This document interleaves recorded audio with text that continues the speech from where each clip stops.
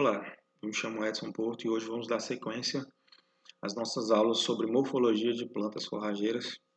Em uma aula passada nós falamos sobre o sistema radicular das plantas forrageiras e uma breve introdução sobre o tema e como ele é inserido dentro da disciplina de forragicultura e pastagens.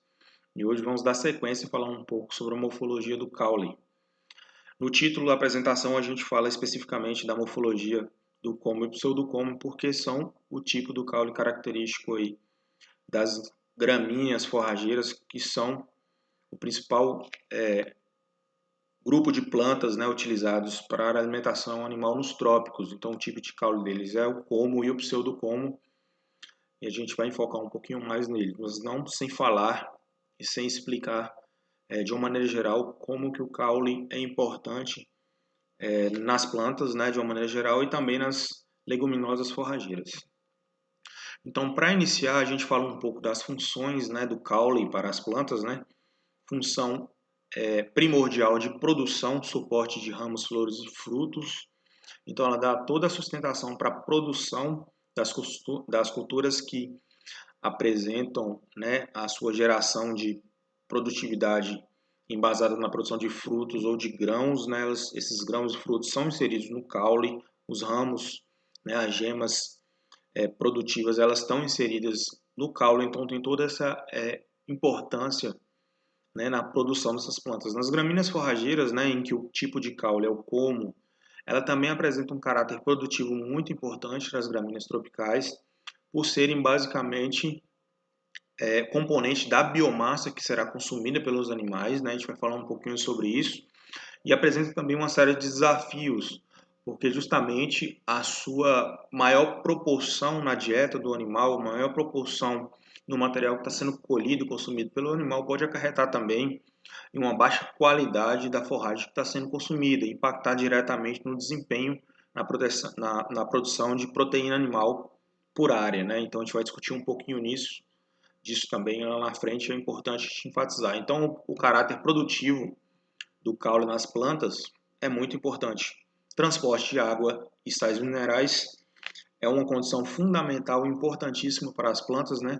O processo de absorção de água e nutrientes e translocação através dos vasos do xilema no interior do colmo, ou no interior do caule, melhor dizendo, é importantíssimo e primordial para levar água e nutrientes para as áreas de maior necessidade no metabolismo da planta, destacando aí a parte aérea das plantas, compostas pelas folhas, que são os órgãos que são fotossinteticamente mais ativos e precisam aí da água para fazer o seu processo de fotossíntese. E os minerais, assim dizendo, também. Além do transporte também de açúcares, principalmente aqueles açúcares que são formados, né, no processo de fotossíntese. Esses fotoassimilados eles têm que translocar e ir para as regiões de maior demanda. No caso das gramíneas forrageiras aqui, as áreas de maior demanda seriam a produção, a geração de novos tecidos, né, e novas folhas no meristema apical, que a gente vai falar bastante sobre isso ali na frente, e também no desenvolvimento e crescimento de raízes e novas folhas, né, e na produção de uma maneira geral da planta. Então, o transporte de açúcares, hormônios e aminoácidos é muito importante, ela vai através dos vasos do floema, e segue um caráter aí na fisiologia vegetal chamado de fonte dreno, também muito importante, já que existem alguns órgãos da planta que vão ser as fontes que vão gerar esses fotoassimilados, essa energia, né, química que vai ser levada para as regiões de maior drenagem, de maior exigência aí, em determinadas fases da planta. Então, essa relação fonte-dreno ela vai mudar muito no tempo e no espaço. Então, o mesmo órgão ele pode funcionar como dreno ou como uma fonte, dependendo da fase de vida dele. Então, é uma parte também bem interessante, a parte de transporte. Armazenamento de reservas também nas plantas é bem importante e bem necessário a gente enfatizar, principalmente nas gramíneas forrageiras que apresentam a sua composição de reservas orgânicas situadas na base do como. Então, as reservas orgânicas elas estão situadas na base do como e nas raízes da planta. Por que reservas orgânicas são importantes nas gramíneas forrageiras? E lembrando que a gente vai sempre puxar um pouco o gancho aqui para as gramíneas forrageiras, para as pastagens, né? Que é o foco e para onde é direcionado aqui esse conjunto de aulas. Essas reservas orgânicas elas são importantes principalmente após o pastejo ou após o corte da planta. Dependendo da sua quantidade de folhas remanescentes após um período de pastejo, a planta ela vai ter que abrir mão mais ou menos, né, na sua proporção de uso ali, da parte aérea, das suas reservas orgânicas para se recuperar após um pastejo. Imagine que é um pastejo mais drástico, onde eu deixo poucas folhas remanescentes, um pouco índice de área foliar, que significa a quantidade de folhas sobre numa área sobre a área de solo, então, ou seja, folhas disponíveis. Após um pastejo, se o pastejo é muito severo, caracterizando um super pastejo, por exemplo, eu vou ter poucas folhas para fazer o processo fotossintético e auxiliar a planta no processo de rebrota. Então a planta vai demorar mais, vai desgastar mais nesse processo. Então, nesse caso, ela tem que abrir mão também das suas reservas orgânicas. Ela usa, é importante nesse processo de recomposição foliar, né, do dossel, porém ela não pode ser usado de maneira intensiva, de uma forma que não fique reserva. Isso pode caracterizar um processo de degradação de pastagens, por exemplo, você já deve ter ouvido falar, que é a alta demanda, né, da planta por essas reservas orgânicas e é a não reposição de nutrientes, no caso de uma pecuária extrativista, por exemplo, que não é reposto aí os nutrientes que são absorvidos. Então isso pode acarretar uma fraqueza, falando assim de maneira bem mais simplória, pode acarretar uma fraqueza na planta e uma diminuição no vigor de rebrota dela. Isso acontecendo sucessivamente, a não reposição de nutrientes, vai acarretar em quê? Morte da planta, falha em áreas de pastagens, né? Falha em áreas, apresentando áreas descobertas, por exemplo, menor competição com plantas daninhas nativas ali da área. Então, tudo isso acarreta quadros de degradação, que é um objetivo que a gente não quer alcançar. Então, as reservas orgânicas têm uma importância muito grande e o caule tem essa função de armazenamento. Propagação vegetativa. A propagação vegetativa é importante em plantas que não apresentam seu processo de multiplicação, germinação através de sementes. No caso de gramíneas forrageiras, a gente tem isso bem enfático e bem claro em alguns grupos, né? A gente vai falar de um aqui que não é liberado diretamente para o pastejo, mas a cana-de-açúcar é bem claro isso. Na cana-de-açúcar ela é usado o método de propagação dela através dos nós que estão inseridos no colmo, que é o tipo de caule das gramíneas forrageiras. Quando a gente fala de pasto, a gente também fala os capins do grupo elefante, né, os penicetos, né? Os penicetos, eles apresentam essa característica de multiplicação por muda, né? Então, camerun, capim-elefante, o capiaçu também são multiplicados por processo de mudas através das suas gemas, assim como capins do gênero sínodo, né? O capim Tifta 85, o Coach Cross e uma série de outros são multiplicados também nesse processo vegetativo. Então, aí enfatizo um pouco a importância do caule também na multiplicação. Existe uma variedade de tipos muito grande de caules. Se pensando nos dois grupos principais de plantas forrageiras, as leguminosas apresentam uma grande diversidade no tipo de caule. Já as gramíneas, o principal caule das gramíneas está enfatizado aqui como colmo. O colmo é o tipo de caule das gramíneas. Então, de uma maneira geral, existe uma diversidade grandíssima aí dos troncos. A gente vai falar um pouquinho de alguns exemplos desses tipos de tronco em leguminosas forrageiras, né? Então, a gente tem um tipo tronco, né? Que é bem clássico, bem comum, árvores de porte arbóreo, né? Com como cilindro compacto, com a junção de folhas, né? Com a estrutura bem reforçada para aguentar o peso e aguentar a projeção dessas copas até áreas superiores aí, em busca de luz. É bem comum, todo mundo conhece. As stipes também são bem comuns. É o caule aqui, cilíndrico, formado por anéis, muito comum aí nas palmeiras, também é bem fácil de identificar. Tem a característica de junção das folhas no seu ápice, né? Os cladódios, que é um tipo de caule que a gente encontra nas cactáceas, né? Na palma forrageira está aqui o nosso exemplo, é um caule modificado, né? Com uma função interessante aqui de armazenamento de água, bem interessante. O como aqui, que é o que a gente vai enfatizar mais ali na frente, que é o como, que é o tipo de caule das gramíneas, né? No caso aqui está enfatizado a cana-de-açúcar, que tem a característica de ter o nó e o entrenó, num como cilíndrico.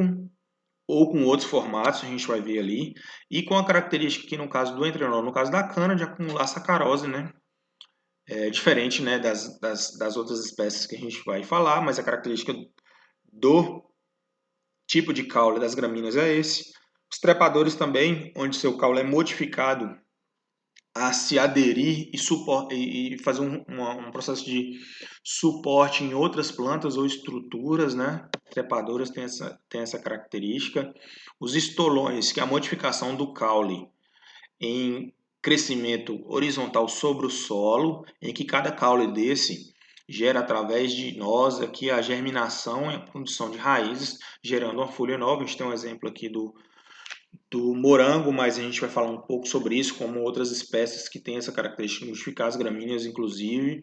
Os rizomas também, que são caules subterrâneos, né? Aclorofilados, ou seja, não fazem processo de fotossíntese, são muito utilizados aí para plantio em algumas culturas, inclusive de gramíneas forrageiras, que a gente vai falar um pouco ali na frente. A característica dele é a germinação de plantas a partir do rizoma enterrado, né? Então, essa característica dá uma resistência interessante para as plantas por sua fonte de germinação estar embasada abaixo do solo. E a característica de bulbo também, que é um caule modificado. A gente tem um exemplo da cebola aqui, não é questão de planta forrageira, mas só para mostrar um pouco dessa heterogeneidade, né, de comos das plantas de uma maneira geral. Então agora a gente vai enfatizar o caule das leguminosas, né, a característica desses caules e das leguminosas forrageiras, né, de maneira geral. Existe uma diversidade, como falei, muito grande dos tipos de caule das leguminosas, diferentemente das gramíneas que a gente vai ver ali na frente. Então, o caule das leguminosas, eles basicamente são de dois grandes grupos, né, subterrâneos, principalmente os rizomas, né, são o principal grupo aí dos subterrâneos, e os aéreos. Dentro dos aéreos aí eu vou ter os eretos, os rasteiros e trepadores, né, que são os caules aí com característica diferente de crescimento. Então, dentro do subterrâneo, a gente tem um rizoma, que é um órgão de reserva e multiplicação vegetativa. O exemplo aí que a gente tem de leguminosa, a gente tem um trevo subterrâneo, que é uma espécie leguminosa que tem essa característica de multiplicação por rizomas. A gente vai ver umas imagens ali na frente para ilustrar e falar um pouquinho sobre ela. Então, a gente tem aqui esse órgão de reserva de multiplicação vegetativa, né? Um exemplo aqui também, um outro exemplo, seria o amendoim forrageiro rizomatoso. Não é o Arax pintoi, que a gente vai ver ali na frente, que é o amendoim forrageiro, mas é o Arax glabrata, que seria uma espécie do mesmo gênero, né, Arax, que tem a característica de produção de rizomas, né? Então, assim como o seu parente próximo ali, tem uma característica muito interessante de fechamento da área, né? Bom para, muito importante, muito eficiente no processo de combater a erosão do solo. Fecha bem a área, o caso e o fato de ser um rizoma, né? É uma área que aceita muito bem o pastejo, muito bem ao corte, mais rente ao solo, porque os rizomas eles estão abaixo da superfície do solo. E tem uma característica também muito interessante quanto, assim como a maioria das leguminosas forrageiras, né? O seu potencial nutritivo ser bem interessante aí na dieta dos animais, principalmente a parte de proteína bruta bem elevada. Ainda para a gente ilustrar aqui, no segundo grupo aí das aéreas, no primeiro grupo das aéreas, a gente tem um ereto, né? Que seriam chamados de herbáceos, né? Que são caules tenros, clorofilados, com presença de clorofila, flexíveis e pouco lignificados, ou não lignificados. Para isso aqui a gente tem um exemplo da alfafa. Na imagem aqui, na imagem da Embrapa, a gente tem a alfafa crioula, mas basicamente pelo porte e pela característica da planta da alfafa, como baixo teor de lignina, com muita característica de folha e ser arbustiva, né, herbácea, ela tem um porte e uma oferta aqui de forragem de alta qualidade para os animais e um porte baixo, né? O que caracteriza ela em característica de ser uma planta ereta, mas herbácea, não tendo um problema tão grande com o desenvolvimento maior, né? Do caule das plantas, como a gente vai ver nas arbóreas ali na frente, né? Então aqui na imagem a gente tem plantas de alfafa crioula, né? E aqui uma pastagem de alfafa crioula em Birubá, aqui Rio Grande do Sul, mostrando aí os animais em pleno pastejo.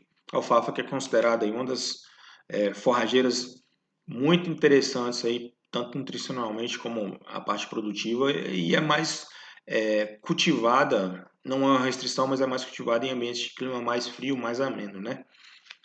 No sul do país é bastante cultivada e lá fora também, em países que têm essa característica de frio, é bastante cultivada. Então agora falando dos eretos, né, lenhosos, que são caules aqui sim lignificados, né, rígidos quanto ao porte, a gente tem uma classificação aqui de subarbustivo com até 1,5 m de altura e a gente enfatiza aí uma leguminosa tropical muito interessante no processo de consórcio, que é o estilosantes. O estilosantes tem essa característica de porte mais baixo, né, o que faz e facilita ela no processo de consórcio com capins também, muito interessante. É um exemplo aí de subarbustivo. Quando a gente fala de arbustivo, com até 3 metros de altura, a gente tem aqui o feijão guandu ou andu, né, o Cajanus cajan, que é uma leguminosa também. Tem um porte aí de 2 a 2,5 a 3 metros, dependendo da cultivar. Uma grande produção de folhas e a produção também de vagens, né, com grãos, que dão um caráter também de uma forrageira com alto valor nutritivo, com um processo também de combate à erosão, desde que elas plantadas aí contra aí paralelamente a caída de um declive de um terreno, elas são interessantes para isso. Um vigor muito interessante em condição de baixa disponibilidade hídrica, então é uma excelente forrageira de caráter arbustivo. Quando a gente fala de caráter arbóreo, aí sim são árvores grandes que, se você não fizer o manejo, como é o caso do nosso exemplo aqui, que é a leucena, se não fizer um manejo de corte, ela cresce muito, pode chegar invariavelmente aí a mais de 10 metros de altura, dependendo do porte da árvore. Então, tem uma característica de multiplicação muito rápida, né, através das suas sementes pelo vento. É uma planta exótica, também bastante interessante pelo seu valor nutritivo, né, para ser ofertado pelos animais, mas tem essa característica aí de crescer muito e desenvolver muito o o caule dela, que é mais lignificado. Uma característica dessa. A gente pode citar outros exemplos aqui de plantas arbóreas. A acácia também, uma leguminosa que é usada em sistemas silvopastoris, né, que pode ser inserida também nesse grupo aqui de leguminosas arbóreas. Falando aqui ainda dos caules aéreos, segundo grupos rasteiros, né? Aqui chamado nesse caso de stoloníferos. E aqui a gente tem uma espécie Arax, assim como a que a gente falou lá atrás, só que aqui é a Arax pintoia, que todo mundo conhece, a mais clássica, que é o amendoim forrageiro. E tem a característica de fechamento também, como a gente viu lá atrás, muito rusticidade da planta e uma característica também de qualidade elevada, né, nas suas folhas, principalmente proteína. E o que destaca ela aqui como uma forrageira rasteira de parte aérea é a produção de estolões, né? Que é uma modificação do seu caule em crescimento paralelo ao solo, em que em cada junção aqui do ramo, né, ela vai ter uma multiplicação de raízes e produção de novas plantas. Então, crescimento o crescimento estolonífero acima do solo e o crescimento rizomatoso abaixo do solo. Assim como acontece também com algumas gramíneas que a gente vai falar. E o terceiro grupo aí das aéreas, a gente tem as trepadeiras, né? Elas são classificadas como os volúveis ou escandentes, né? Elas crescem enrolando em suportes, né? Não apresentam um órgão de fixação diretamente ao solo, nos seus ramos ou na planta, né? Ela usa o próprio caule para se apoiarem. Como exemplo aqui principal, a gente tem a centrosema aqui. E tem as sarmentosas, né, que usam gavinhas, que são essas modificações do caule usadas para o suporte da planta de direcionamento. Muito comum aí, por exemplo, na cultura da uva, né? Essas gavinhas que fazem esse processo. E a mais comum aqui das forrageiras tropicais, a gente tem a ervilhaca. Agora sim, voltando para o caule das gramíneas, né? A gente tem algumas características do caule das gramíneas que merecem ser enfatizados para a gente entender um pouco melhor do manejo. É importante a gente entender sobre isso. Nessa primeira ilustração a gente vai ver já um spoiler sobre isso, que seria aqui a presença do meristema apical no interior do como da planta. É imprescindível a gente entender sobre a presença e a dinâmica, né, dessa área de multiplicação celular responsável pela produção de novas folhas e pela diferenciação da fase vegetativa para a fase reprodutiva da planta, ou seja, a produção de sementes, no caso das gramíneas forrageiras. Para a gente falar um pouco, enfatizar sobre o colmo, né, que é o principal tipo que é o tipo de caule das gramíneas, eu peguei essa imagem, um modelo conceitual das relações planta-animal no ecossistema pastagem, né? Essa imagem adaptada de Da Silva e Nascimento Júnior, que adaptaram de pesquisadores lá de fora, não, Shepton e Lemaire, em 93, onde eles fazem uma correlação entre características morfogênicas, né? Características de fluxo de crescimento da planta, influenciada por fatores abióticos, e essas características que influenciam direto em características estruturais que vão gerar um IAF, o índice de área foliar, quantidade de folha por metro quadrado sobre quantidade de solo, né? Então a quantidade de folhas que tem na área, que vai influenciar diretamente no manejo do pastejo. Por que eu enfatizei e trouxe essa imagem para a gente?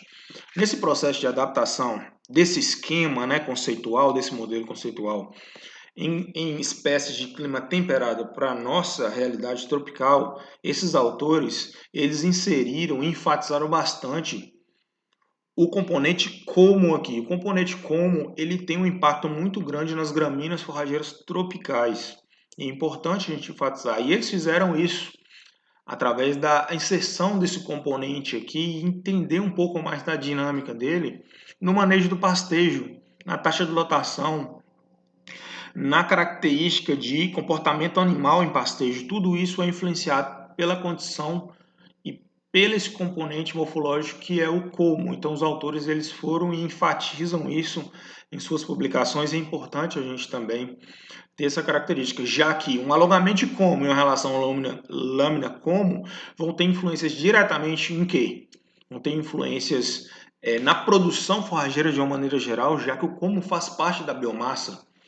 Em condições tropicais, em que a gente tem plantas C4, que aproveitam bastante o processo de energia luminosa e a geração de carbono, né, desse processo, ele é mais eficiente do que as gramíneas C3, eu teria capacidade, nessa grande oferta de luz que a gente tem aqui nos trópicos, de produzir, fazer com que a gente consiga desenvolver plantas muito produtivas em biomassa.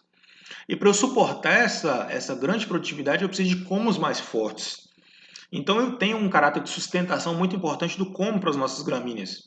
Imagina uma área que eu tenho a produção de cana, ou então que eu tenho a produção de capiaçu, que seriam culturas que têm uma produção de biomassa muito grande, sem a condição de um caule que tenha sustentação para aguentar essa produção. Eu ia perder, eu ia ter acamamento, se fosse um pastejo direto, eu ia ter perda de eficiência de pastejo e uma série de outras características também. Porém, essa relação lâmina-como também vai influenciar na qualidade. Se eu oferto para os animais um pasto passado do momento ideal, que aí fica um assunto com alguma outra aula, mas passado do momento real, com a relação lâmina-como não tão interessante, eu estou ofertando um material de baixa qualidade. Um material com excesso de fibra, em detergente ácido, detergente neutro, com excesso de lignina e, consequentemente, com baixa digestibilidade, um baixo valor nutritivo de uma maneira geral, que vai proporcionar um desenvolvimento aquém do potencial genético dos animais que vão estar aproveitando essa área. Então, eu gosto de colocar essa parte aqui para a gente enfatizar muito essa questão do como no manejo das gramíneas. Aqui a gente tem uma imagem de dois comos aqui do capim búfalo. A gente tem aqui essa primeira imagem, uma planta jovem, né, apresentando um perfilho só, um perfilho com algumas folhas expandidas e algumas folhas em expansão. A gente vai falar um pouco sobre esse conceito quando a gente vai falando na aula sobre folhas, né? Então a gente tem um perfilho só e aqui uma planta mais velha, onde eu tenho a seção aqui, além do perfilho principal, o perfilho basal, número 1, o 2 e o 3 nesse caso aqui. Isso aí faz parte do processo produtivo da planta, essa produção de novos perfilhos ou novos colmos, né, a partir de uma planta principal. Elas vão ter uma diferenciação que a gente vai ver ali na frente. Tem duas formas formas de inserção, né, do perfilho novo, das gemas que vão gerar perfilhos novos na planta principal, que é através da bainha, né, e através da sua lateral. Dependendo da forma que o perfil ele se projeta na planta, isso é uma característica genética da planta, mas existe a chamada plasticidade fenotípica, que é a adaptação. Vou dar um exemplo de plasticidade fenotípica. Eu tenho um capim de porte ereto. Vou colocar um capim marandu que tem um porte ereto. Se eu corto ele muito baixo, se eu corto ele numa altura muito baixa, eu tiro a possibilidade de germinação rápida do perfil que foi cortado, principalmente se ocorrer decapitação do ponto de crescimento, o meristema apical, que a gente vai falar ali na frente. Então eu estimulo as gemas laterais, eu estimulo o crescimento mais deitado do capim. É uma forma dele adaptar, é uma plasticidade, por isso que é plástico. Ele se adapta. Então, um pasto manejado muito baixo, ele tende a ficar um pasto mais deitado. Porque a planta abre mão das gemas que estão na base da planta para crescer, ela tem um sofrimento aí, uma dificuldade maior de crescer, lógico, porque eu tirei muita folha dela, mas ela consegue. Então, ela acaba até fechando mais a área, por essa condição do capim ele crescer mais deitado. Então, dependendo da inserção desse como novo, desse perfil novo, a planta ela vai ter uma característica de hábito de crescimento diferente. Um hábito mais ereto, em touceiras, que a gente vai ver que é um tipo de crescimento, ou um hábito mais decumbente, um hábito mais rasteiro, como o próprio nome aí da espécie, né, Brachiara decumbens. Ela é diferente da Brachiara marandu, das brisantes, porque as brisantes têm uma característica de crescimento em touceira, mais em pé. E as decumbentes é mais rasteira. A própria Brachiara decumbens já tem essa característica de crescer mais rasteiro. Por isso é bastante indicada para áreas com declive maior, por ter proteção contra a erosão. Deixa eu falar um pouquinho ali na frente sobre isso. Então, características morfológicas aí do caule das gramíneas. Então, o tipo é como. O como é a característica de tipo de caule principal das gramíneas. O que é composto um como? Né? De nó e entrenó, basicamente. Ali eu tenho a inserção em cada nó e entrenó de uma folha correspondente e de uma bainha. A junção dessas bainhas na planta jovem, ela vai dar a caracterização de pseudocomo. E por que chama pseudocomo? Que é o como falso. Quando eu corto uma planta muito jovem e olho ela, faço um corte transversal e olho ela por cima, eu vejo a junção de várias bainhas. Então, o como verdadeiro, provavelmente ele não está ali inserido. O como verdadeiro, que é esse aqui de cima, geralmente ele aparece com o passar do tempo do desenvolvimento da planta. Principalmente quando ela insere e projeta suas sementes. Aquele como que vem abaixo da inflorescência, ele é todo como verdadeiro. Se você cortar a planta, você vai ver que é um como mais denso e ele não tem projeções de bainha, como a gente tem na planta que está crescendo ainda. Isso é importante para a gente falar do manejo ali na frente. Cilíndrico, geralmente é cilíndrico, apesar do pseudocomo ter variáveis formas. Eu coloquei até um resultado de um trabalho para a gente ver essas diferenças aqui. No processo de pseudocomo, quando está na fase de bainha ainda, tem plantas que têm um como mais circular, tem umas que têm um como mais achatado. Isso serve também como característica morfológica para a diferenciação taxonômica, que a gente falou lá atrás na outra aula. Os nós são salientes, é a característica dos nós serem salientes, né, dessas plantas, e apresentam pontos de crescimento, meristema apical. Diferentemente da zona meristemática das leguminosas, que está inserida no ápice, ou seja, na ponta lá do crescimento das plantas, o das gramíneas forrageiras, ou das gramíneas, né, de uma maneira geral, do milho também, elas se inserem no interior, no início do desenvolvimento, abaixo do solo, inclusive, no interior do caule, do pseudocaule, gerando novas folhas que vão sair de dentro desse cartucho, liberando folhas novas. Vamos entender um pouco essa dinâmica e por que esses pontos de crescimento são importantes para o manejo. Cada nó tem sua folha correspondente. É uma junção, é aquilo que a gente falou também de fitômeros, né? Então, cada fitômero corresponde aí a um nó, a uma bainha, uma folha e uma gema. Então, a planta, o perfil é um conjunto de fitômeros, vários fitômeros ao longo do tempo. Aqui nessa ilustração a gente tem a exemplificação desse tipo aí. Aqui está o nó e aqui está o entrenó, né? Todo mundo conhece, é bem fácil de identificar. Existem diferenças morfológicas? Existem demais. Então eu tenho nós que tem a presença de pelos, Tem os nossos são lisos, tem os nossos que apresentam a característica de cera.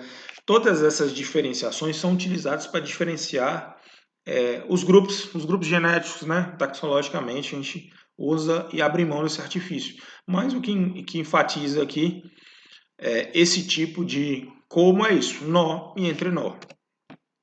Aqui a gente tem a apresentação aqui de um pseudocomo para a gente entender melhor o que seria isso. Então a planta, quando ela está em pleno crescimento ainda, se eu corto o pseudocomo, o que eu vou encontrar? Eu vou encontrar a junção de bainhas. Aqui uma foto do professor Domício, né, 2001, que a gente tem a projeção de bainha sobre bainha, e aqui ele faz a separação. Olha a quantidade de bainhas que eu tinha enrolado aqui nesse perfil. Então esse aqui não é o como verdadeiro, né? Esse aqui é o chamado pseudocomo. É o pseudocomo. Se eu não sou produtor de sementes, que é o objetivo é que o como verdadeiro apareça, né? Que o como verdadeiro projete as sementes e que essas sementes sejam produtivas. Se eu não sou, que é a grande maioria, né, do objetivo do plantio de pastagens é para produção animal, então não é interessante nem eu estar observando muito o como verdadeiro na área. O como verdadeiro, quando aparece, ele é sinônimo, né, de uma baixa qualidade da forragem que está ali. Assim como semente é um sinônimo de uma baixa qualidade. Então, o ideal para o manejo nosso é sempre estar manejando o pseudo-como. Aqui está o detalhe de uma imagem, né? Em alta resolução que a gente vê um pouco isso, essa junção de bainhas, né? Aqui a gente tem também os cilindros, né? A parte do floema está mais vinculada à parte mais periférica e a parte mais interna a gente tem o xilema, transporte de água mais interna, e a parte do floema fotossimilado mais externa, né? Aqui a gente tem um detalhe de algumas partes da folha que a gente vai ver na próxima aula, que é sobre, a gente tem a aurícula aqui, que é essa junção. Algumas plantas têm, né, desenvolvido, outras não, junção da folha com a bainha, e a lígula, que faz esse processo de abraçar o caule, saindo, se projetando aqui da bainha. Ela vai ter características diferentes dependendo da espécie. Essa aqui mesmo é membranosa, né, tem a maioria das lígulas dos capins, elas são, parecendo pelos, né, bem segmentadas aqui, e tem a função aí de abraçar a bainha e evitar que entre pragas ou alguma sujidade, alguma coisa que atrapalhe o desenvolvimento da planta normalmente. Em alguns casos a gente tem um perfil saindo aqui de dentro, ó. Então é como se fosse uma proteção. Essa lígula ela vai ser importante quando a gente for falar de folha, que quando a lígula aparece nas folhas, eu pego uma folha, abro ela e olho se a lígula está exposta. Quando a lígula aparece, a planta ela já está num processo de planta de folha expandida, ou seja, ela completou seu crescimento. Quando a lígula não aparece ainda, ela está em expansão. Deixa eu falar um pouquinho mais sobre isso na próxima aula. E agora deixa eu falar um pouco do meristema apical. O meristema apical tem uma característica importantíssima no manejo da pastagem. Que o meristema apical é o coração da planta, o coração do perfílio, né? É o meristema apical. O que seria então esse meristema? A gente viu lá que o pseudocomo ele é formado por bainhas diferentes, tá vendo? Camadas de bainha abraçadas, onde eu tenho na parte mais externa as folhas mais velhas e mais baixeiras, e na parte interna aqui as folhas mais novas. As folhas mais novas são geradas e produzidas, né, multiplicadas, é uma zona de diferenciação e multiplicação celular nessa parte aqui do meristema apical, e chamado aqui de primórdio foliar. Ou seja, essa junção desses primórdios foliares aqui é onde eu vou ter desenvolvimento de novas folhas. Eu vou ter a diferenciação e a geração de novas células. Essas células vão amadurecendo de forma paralela, como a gente vai ver inclusive em algumas imagens ali na frente. De forma paralela, aqui é uma fotografia, né, em microscópio eletrônico para a gente observar isso. Essas folhas novas elas vão sendo geradas, então elas são programadas e sistematizadas, né? Então eu tenho a folha 1, folha 2, folha 3, folha 4. A partir de cada um desses eu tenho a geração de um fitômero. Então aqui eu tenho a produção de uma folha, essa folha vai crescer e sair do cartucho aqui, e sequencialmente eu vou ter a produção de outra, a produção de outra, a produção de outra. Se eu for fazer, no caso das gramíneas, cortes, né, subsequentes, esses cortes eles não vão cortar o meristema apical, eu vou ter sempre a geração de novas folhas. O que vai diferenciar nessa dinâmica de novas folhas vai ser a quantidade de folha remanescente, nutrição do solo e outras questões. Mas o meristema apical, ele se insere na base do perfílio e ele vai subindo ao longo do desenvolvimento da planta, até chegar a um ponto que ele entra no processo de diferenciação. Ele passa da parte de produção de células vegetais para fazer uma produção de células reprodutivas. Aí entra o processo de formação das flores e sementes. Aí ele tende a se elevar e se expor lá em cima, né? Na característica normal da planta de dispersão das suas sementes. Em gramíneas que não sejam pastagens, que acontece esse processo bem claramente, em gramínea anual, vou dar um exemplo aqui para vocês, o sorgo. O sorgo vai emitindo folhas como se fosse um capim normal, chegando-se o ponto e na fase dele, na fase reprodutiva, ele começa a emitir a sua panícula dessa zona aqui, ó, dessa zona meristemática, que se transforma em zona reprodutiva, e vai a geração de flores e do seu cacho, né? Esse meristema vai crescer até a projeção da panícula na parte aérea lá do sorgo. Um capim é da mesma forma. Aqui nessa imagem, a gente pode observar aqui também, aproveitando, a imagem de geração de folhas, né, desenvolvimento, uma folha já mais velha, as bainhas, e aqui eu tenho um detalhe dos perfilhos. Nesse caso aqui, eu tenho os perfilhos que saem de dentro da bainha, chamado de intravaginal, a gente vai ver ali. É um tipo de perfilho que nasce aqui da junção da bainha. Geralmente, esse tipo de perfilho está vinculado a plantas de crescimento ereto, cespitoso, chamado assim. Quando o perfil ele sai fora desse processo aqui de bainha, extravaginal seria aqui, ó, um perfil lateral saindo aqui, ele geralmente é composto de espécies que tem a característica de crescimento mais decumbente. A gente vai falar um pouco ali na frente sobre isso. Essa imagem aqui mostra a mesma questão lá de trás aqui, mais ilustrada. Aqui mostra essa questão dos perfis que eu acabei de falar. Então, intravaginal é um perfil que nasce da bainha, no interior da bainha da planta, e um perfil aqui extravaginal, ele nasce lateralmente, geralmente característica de plantas de porte mais decumbente. Ah, mas uma planta ela vai ter só perfilhos aéreos aqui e nenhum basal, também é uma outra forma de chamar? Não. O que acontece muitas vezes é um padrão genético de comportamento de crescimento de plantas, né? Elas vão crescer mais. As plantas que têm um crescimento mais lateral, elas vão ter a característica do perfilho num ângulo maior aqui de crescimento. As mais eretas não, mas não quer dizer que só vai ter um grupo de perfilhos aí. E aqui mostra um pouquinho a característica aqui da projeção da folha, da gema e o alongamento do colmo nesse caso aqui, ó. Interessante a gente ver essa imagem, porque o colmo que estava aqui no início, ó, na parte basal com folhas aqui para cima, ele vai tendendo a alongar o internódio dele, né? Ele vai alongando o internódio e aumentando a altura aqui do meristema apical. Essa altura do meristema apical vai ter um impacto aí no manejo.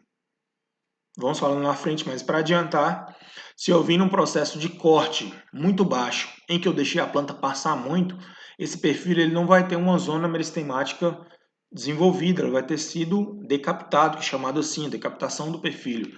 Então esse perfil ele morre, ele seca. Não sei se vocês já observaram, alguns perfis, se você deixar a planta crescer muito, depois de um corte de pastejo, eles secam. A planta morre por isso? A touceira não. A planta abre mão de perfilhos laterais, novas gemas que são estimuladas a crescer. Mas esse perfil em si, ele tende a morrer quando você faz, ele morre quando você faz o corte abaixo do meristema apical. Aqui eu trouxe uma série de fotografias para a gente ver a morfologia desses órgãos aí em imagens reais, né? A gente tem aqui uma planta do milho, né, juvenil e adulto, aqui com 8 dias de idade. A gente tem aqui o meristema apical e a gente tem a formação na sequência, como eu falei. É o meristema que é sequencial, né, na geração de folhas. Então a gente tem uma folha mais velha, já se projetando aqui. Tem a folha 7, tem a folha 8, não, tem a folha 6, a folha 7, a folha 8 mais novinha aqui, ó, sendo desenvolvida. Da mesma forma, numa idade mais avançada, a mesma forma vai acontecendo. Então tem a zona meristemática e a produção sempre aqui de novos primórdios foliares. Aqui é uma imagem também de um artigo também que o autor fez. Nesse caso aqui, ele tirou uma foto de cima do meristema apical, do milho, né, com 10 dias aqui, é um pouco parecido com o que a gente vê aqui atrás, com 8 dias, né, diferença pouca. Só que aqui ele tirou esse excesso de folhas que tem aqui, ó. Ele deixou só as duas mais jovens. Então aqui ele tem um meristema apical olhado de cima, tem a folha mais jovem e a folha mais velha após o meristema. Lógico que tem uma sequência de várias folhas acima, só para a gente ver como que é inserido aí o meristema apical, visto, né, através de fotografia, no microscópio eletrônico de varredura. Aqui a gente tem o desenvolvimento do meristema apical na sequência de mais interessante para o milho. Lembrando, o milho é uma gramínea anual, mas a característica dela é desenvolvimento de folha e a sequência de desenvolvimento do meristema é bem parecido em todas as gramíneas, né? Só que o milho tem a característica de ser anual. Então a gente tem aqui a planta do milho no início do desenvolvimento, a geração de novas folhas. O meristema apical está inserido ainda abaixo da superfície do solo. À medida que a planta vai crescendo, olha a quantidade de folha que já tem gerada aqui no milho, o meristema está apontando aqui ainda. Ó. Isso aqui tudo é como, isso aqui tudo é pseudocomo e folhas, então é bainha e folhas. Então está lá embaixo ainda. À medida que a planta vai crescendo, esse meristema vai subindo, no caso do milho, né, até emergir aí as suas estruturas reprodutivas. O capim também vai funcionar dessa forma. À medida que a planta vai crescendo, ela vai alongando o seu meristema apical através do como verdadeiro. Aqui é bem claro para mostrar o que é como verdadeiro e o que é pseudocomo. O pseudocomo é tudo isso aqui acima do meristema, ó. Junção de bainhas. E o como verdadeiro é esse que vem compacto, que vem aqui projetando o meristema até a parte superior da planta. Eu trouxe esse artigo também que mostra esse desenvolvimento do meristema aqui, desde 6 dias de idade de uma gramínea, né? Uma gramínea muito conhecida da gente, trabalho lá de fora. Mas aqui com 6 a 26 dias, né? Eu tenho aqui já a projeção da inflorescência. O meristema está aqui, através de fotografia também eletrônica a gente vê. O meristema, nesse caso, ele passa de meristema vegetativo para o meristema floral. Então, até aqui era vegetativo nessa amostra aqui de 10 dias. Com 14 dias, nesse caso aqui específico, ele começa a modificar para o meristema floral. Esse meristema floral também ele é multiplicado e diferenciado até a geração dos primórdios foliares que vão dos primórdios florais que vão gerar aqui no caso dele a produção de sementes. Então eu tenho uma diferenciação ao longo do tempo do meristema apical. Aqui uma sequência de imagens também que mostra essa sequência no milho e também no capim, dá para a gente observar isso. Se você tiver um canivete no campo e cortar o meristema, dependendo da espécie, no milho é mais fácil de observar, mas em capim também dá. Você pega uma planta mais jovem, corta ela transversalmente, longitudinalmente, assim, no meio dela mesmo, pegar o perfil e corta, você consegue observar o meristema apical crescendo. Vamos observar aqui nas imagens do milho, para vocês verem, e depois vocês tentam fazer isso com capim para tentar enxergar. Então a gente tem aqui uma planta jovem do milho, né, coloca até as fases aqui em cima, né, vegetativa, vai cortando o meristema, que é o ponto de crescimento, ele identificou ele bem aqui embaixo. Dá para observar, né? Aqui está a coroa, mas ali na frente essa sequência é melhor observada, né? No estágio V4. Então essa junção aqui, que ainda não dá para se ver direito, né, no estágio V4, mas ele vai crescendo. Aqui eu tenho a superfície do solo, no caso do milho, né? Ficou bem didática essas imagens aqui postadas por Nielsen aqui. Então a superfície do solo está aqui, o ponto de crescimento está abaixo ainda da superfície do solo. À medida que o ponto que a planta vai desenvolvendo, ela já emerge da superfície do solo, tá vendo? Então, aqui já começa a se ver os nozinhos, os primórdios de nó, tá vendo? Aquela imagem que a gente viu lá atrás, ó. A projeção aqui do meristema apical. A planta vai crescendo, esse ponto de crescimento vai crescendo mais. Aqui no estágio V7, a gente vê aqui também os primórdios, né? Do nó. Aqui dá para observar bem claramente isso entre nó aqui compacto, né? Que é a formação de um fitômero, né? E a junção aqui em formato de pirâmide nas novas folhas que vão sair daqui, ó. E aqui uma planta mais velha, no estágio V9, a gente nota que A superfície do solo está aqui, o tanto que o meristema já cresceu. Nesse caso, o meristema já está diferenciado, ó. Já está formando a estrutura reprodutiva aqui, ó, no estágio final aí da planta. Esse artigo também traz uma sequência de imagens interessante para a gente observar. É de uma gramínea, não é uma gramínea tropical, mas é uma gramínea, dá para a gente observar a sequência de desenvolvimento também. Ele separou em 3 fases: fase de desenvolvimento, fase de florescimento e fase de senescência, que é a morte, né, da planta, de uma maneira geral. Nesse caso, tem um nó só formado, então pressupõe-se que o ponto de crescimento está aqui embaixo, junto desse nó, desse primeiro nó. Então, a planta no início ela tem mais folhas do que o nó verdadeiro, né, do que o como verdadeiro. Então, nessa fase de desenvolvimento, eu tenho que é a época ideal de manejo, né, de pastejo, porque a folha ela é um material mais fácil de digestão e com maior valor nutritivo. Então, é interessante essa fase de desenvolvimento. Quando entra na fase de florescimento, a planta ela já emergiu a quantidade de folhas, já entrou no processo de envelhecimento das folhas e alongou muito o colmo. Eu passei do ponto ideal aqui de uso dessa forrageira. Por quê? A quantidade de folhas minha diminui e a quantidade de caule aumenta muito, o caule compacto, o caule verdadeiro, como verdadeiro. E esses pontinhos em branco que indicam a quantidade de nós, só para a gente notar a quantidade de nós que tem numa planta dessa, ou seja, a planta cresceu muito. Quando eu vejo um nó, aí eu já vejo o ponto, eu já vejo o caule verdadeiro da planta, né? O como verdadeiro. E já na condição de senescência, além de ter o desenvolvimento muito grande do como, né? Quantidade de nós muito grande, aí eu perco folha.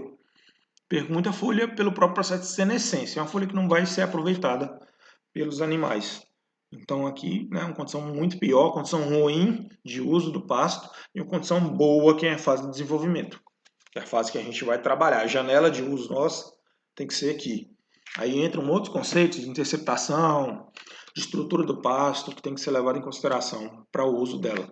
Mas aqui a gente raciocina também a questão do meristema apical também, o crescimento nele, que a gente vai falar ali na frente. Eu trouxe esse trabalho de Barbosa aqui em 2018 para a gente enfatizar um pouco do que as características morfológicas elas podem ser usadas para diferenciar as espécies. Ele testou seis espécies diferentes, né, aqui em cima, num processo de consórcio entre gramíneas. É um artigo interessante. Mas eu enfatizei mais uma parte que ele fez de coleta de informação morfológica, que eu achei muito bacana para a gente mostrar. Então, a gente tem características morfológicas determinantes para a discriminação de gramíneas.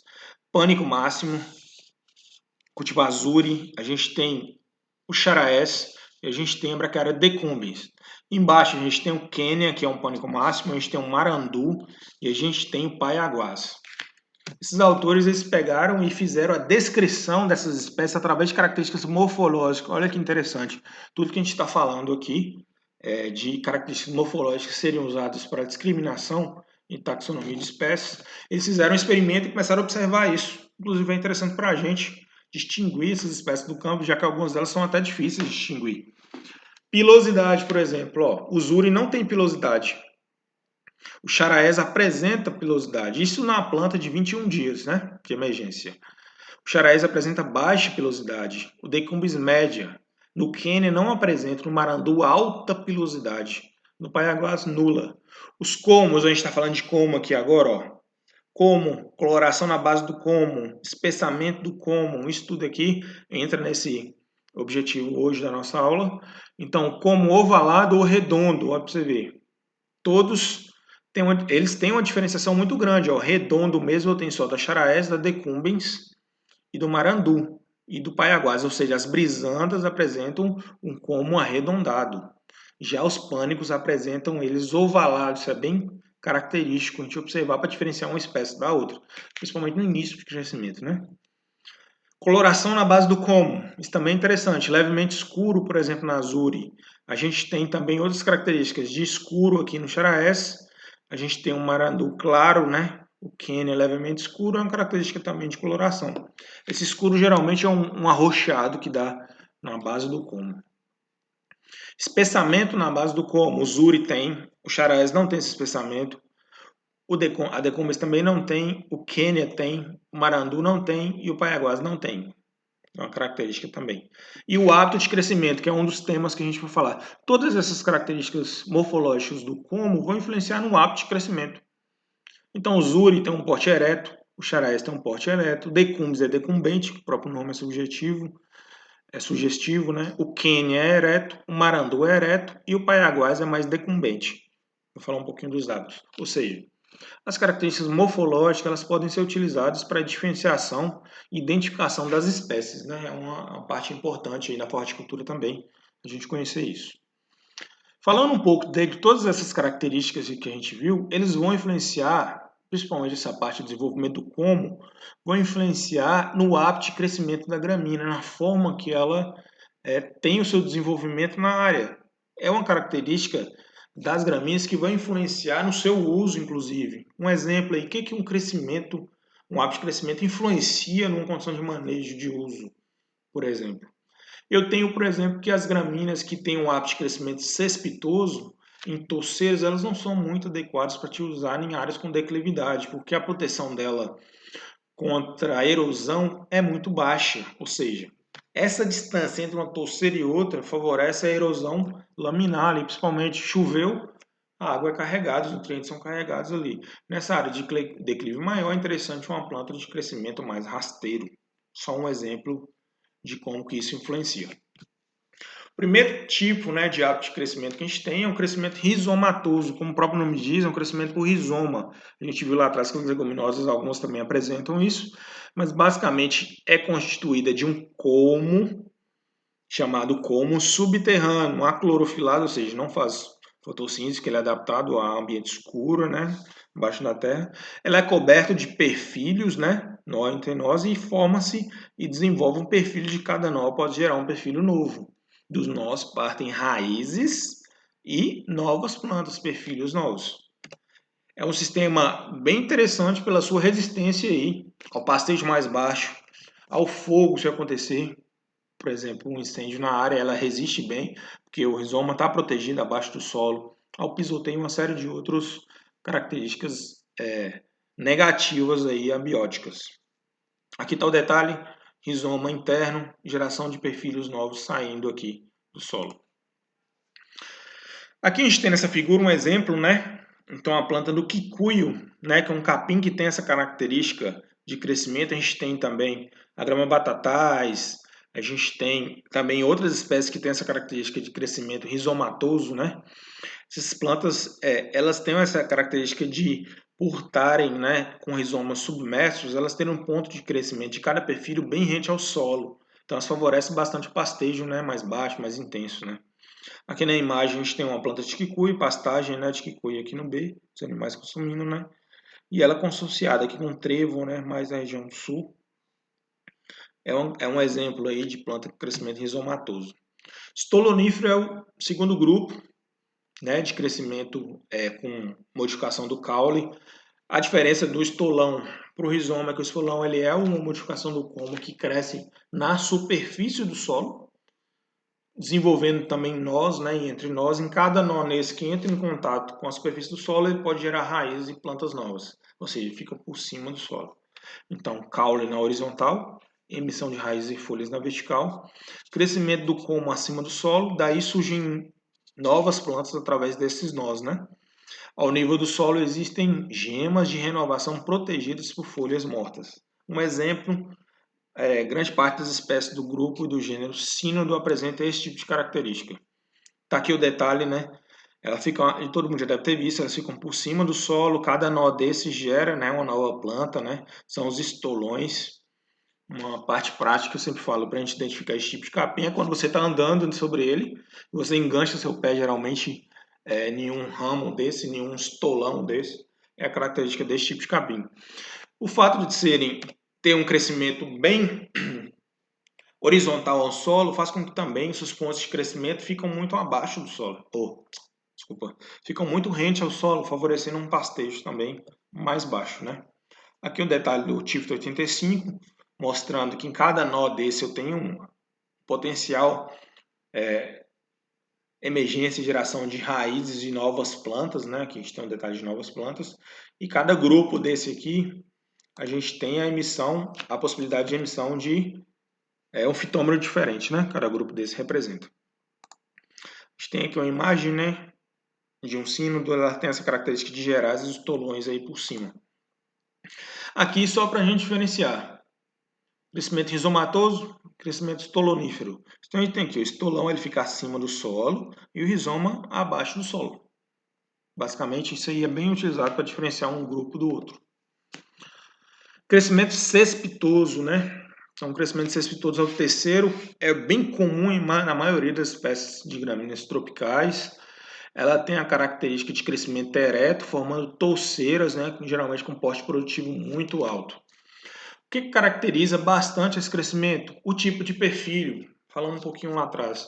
Os perfis, basicamente, eles têm a geração através de um perfil principal, tem uma geração de novos perfis por dois caminhos. O intravaginal, que é entre as bainhas das folhas. Geralmente, esse tipo de crescimento formam, né, as características de plantas mais eretas, favorecendo esse crescimento cespitoso. Já o desenvolvimento extravaginal, ou seja, fora da bainha, tem uma característica de comos mais lateralmente, contribui para uma maior distância no ângulo, né, entre o perfil dentro da planta, caracterizando plantas de crescimento mais deitado. Então isso influencia o tipo, né? Quais mais características do crescimento cespitoso? Forma touceiras, apresenta pouca expansão lateral. A maioria dos capins estão aqui, a maioria dos capins são touceirados. Normalmente apresentam qualidade inferior às demais, porque a planta ela investe muito em crescimento em parte aérea, consequentemente ela precisa de um como mais desenvolvido. Esse como mais desenvolvido, ela é característica, dependendo do seu uso, se for adequado na hora certa ou não, uma qualidade menor da forragem que está sendo ali ofertada. Então, geralmente, ela tem essa característica assim. Capins elefante, colunhão, braquiária estão caracterizados aqui como esse tipo de crescimento cespitoso. Alguns exemplos aqui, um pânico, né, capim tobiatã aqui, só para mostrar essa questão da touceira, o MG5, que é a braquiária brisanta, e o BRS capiaçu, que tem inclusive bem desenvolvido esse como, é muito utilizado em capineira, né, produção de silagem também. Atualmente é bem um capim muito falado, um capim da moda, tem uma vantagem produtiva muito grande, mas a gente tem que sempre atentar que nem sempre o que chama atenção aos olhos em volume de produção quer dizer que tem a melhor qualidade. Esse capim, assim como os outros que são entouceirados, se você não fizer o manejo adequado, o corte na época adequada, ele vai estar inserindo uma quantidade de como muito grande na forragem. E essa quantidade de como, fibra e lignina muito grande na forragem vai diminuir a qualidade e vai diminuir o desempenho animal também. O quarto e último grupo, crescimento decumbente, né, o prostrado, né, os comos eles crescem encostados no solo, não ocorre o enraizamento dos nós. Apesar de estar correndo e crescendo mais prostrado, o nó ele não enraiza como um estolão, então não é um estolão, é uma forma de crescimento mesmo.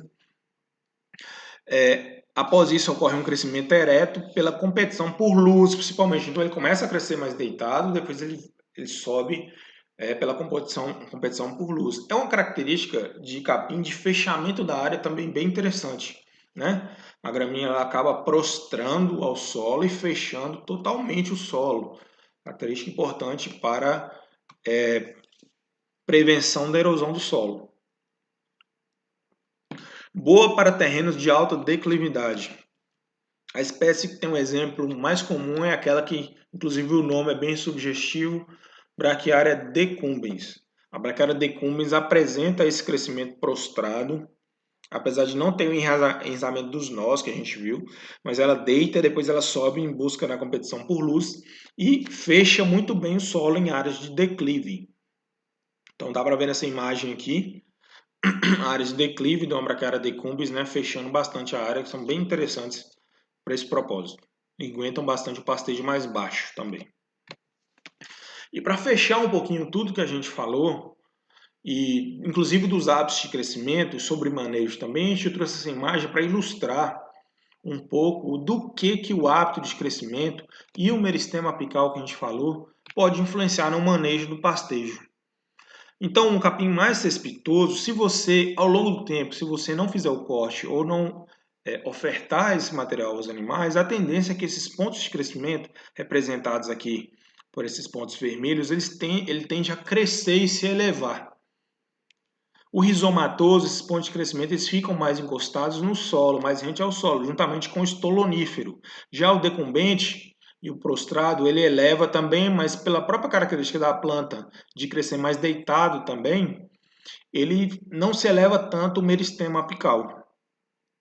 Ou seja, pergunto para vocês, numa condição dessa, eu vou usar uma mesma altura de pastejo para todos os capins? Sim ou não? Não, porque cada capim tem uma característica, um hábito de crescimento diferente.